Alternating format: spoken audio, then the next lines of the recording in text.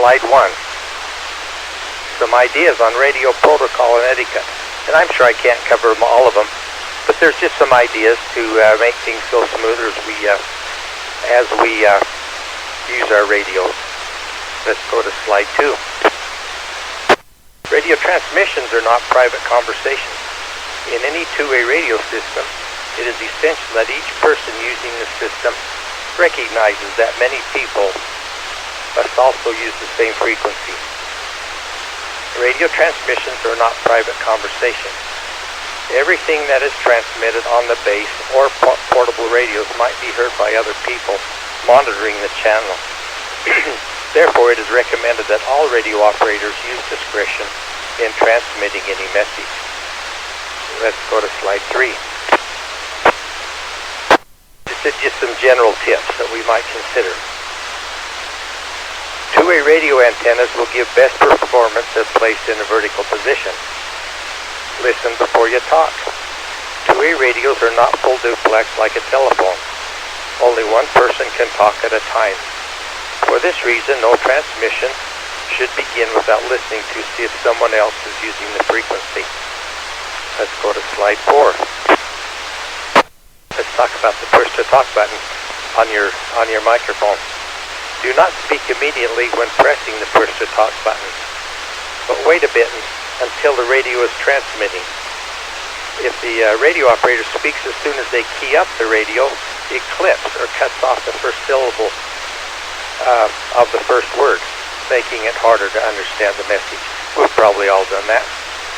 We'll move to slide 5. Microphone usage. The most important factor in outgoing transmission quality is the operator's use of the radio's microphone. Know where the microphone is located. In some of the handhelds, that little microphone is right around about the same area as the speaker. Speak directly into the microphone, but at an angle so you don't cause a popping sound from your breath. Speak at a moderate pace, neither too slow nor too fast, and avoid slurring the words, which is easy to do sometimes. Let's go to slide 6. Let's talk about the volume control. The volume control affects only the volume of the speaker and not the sensitivity of the mic. If the receiver is still having difficulty hearing the message, it may be due to noise or wind. Point the microphone away from the source of noise or shield it from the wind. Move it to a quiet location if available. Go to slide 7. Let's talk about operator identification or call sign. Always use your amateur radio call sign or your GMRS call sign. Or if it's a business you have, call sign of the business. Many times for businesses, they use unit numbers or vehicle numbers, and sometimes used along with and vehicle numbers are sometimes used along with the business call sign. And for emergencies, as many of us have used, tactical call signs may be used to simplify radio transmission. And at the end of the conversation, your call sign should be given. Let's go to slide 8. In an emergency, limit conversation to specific emergency or business details. Avoid personal comments or just off-the-cuff type comments. Avoid excessive calling and unofficial transmissions. Listen. Too often we are not listening, but making mental notes of what we would like to say in response to someone else's comments. Do not use big words, and when a short one will do. And use the phonetic alphabet when necessary. Let's go to slide 9. Let's talk about the meaning of some of these expressions. Copy message. I received it and understood. Say again. Retransmit the message. Stand by. Message acknowledged, but I am unable to reply or deal with it at this time.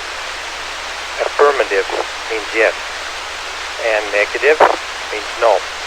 Let's go to slide 10. Do you copy? means do you understand? Please acknowledge. I'm en route.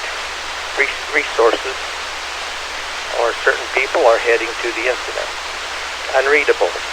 Used when signal received is unclear or not understood. Disregard. Don't pay attention to the last radio traffic. Let's go to slide 11 with some more ideas. Speak even slower when someone needs to write down information.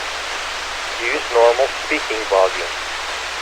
Shouting causes distortion and makes you hard to understand. And speak in a pitch slightly higher than normal conversation. Remain calm. People respond to the intensity of your voice. Go to slide 12.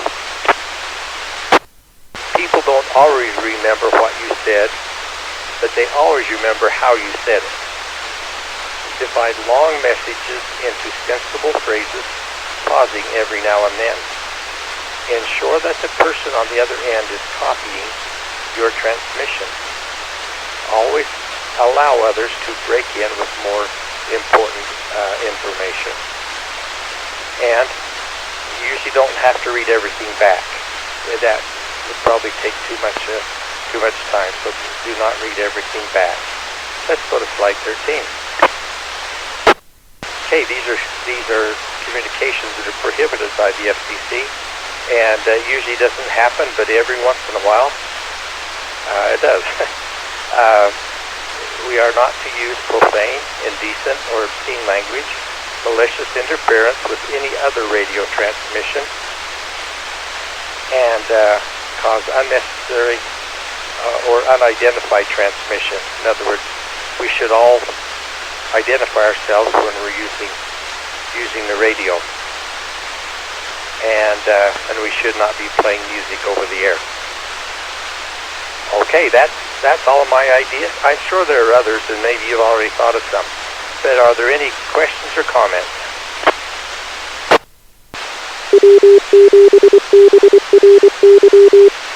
KM7HTH.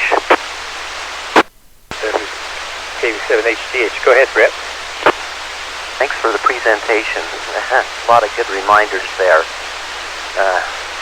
I'm always trying to improve my on-air conduct. Sometimes it doesn't work very good. I know the feeling. Thanks, Brett. Any other comments or questions?